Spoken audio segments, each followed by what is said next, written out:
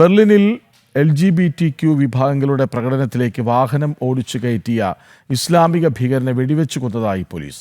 21-കാരനായ Abdul ബെല്ലയാണ് police നടപടിയിൽ കൊല്ലപ്പെട്ടത്. ശനിയാഴ്ച ബെർലിനിലെ ടീർഗാർട്ടൻ പാർക്കിലുണ്ടായ ആക്രമണത്തിൽ ഒമാൻ ഒരാൾ കൊല്ലപ്പെട്ടിരുന്നു. വിവരങ്ങളുമായി ഐസൻ ജോസ് വീണ്ടും ചേരുന്നു. ഐസൻ, എന്താണ് വാർത്തയുടെ വിശദാംശം?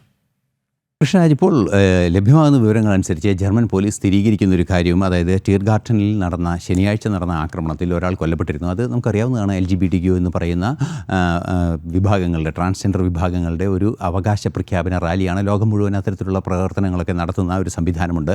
ഇതിലേക്ക് ഈ ഇസ്ലാമിക ഭീകരൻ അബ്ദുൽ ബെല്ല വാഹനം ഓടിച്ച് കയറ്റുകയായിരുന്നു, ഒരു മിനി വാൻ ഓടിച്ച് കയറ്റുകയായിരുന്നു. അതിൽ ഒരാൾ കൊല്ലപ്പെടുകയും ചെയ്തു. അയാളെ പിന്തുടരുന്നു എന്നാണ് പോലീസ് അപ്പോൾ തന്നെ അറിയിച്ചത്.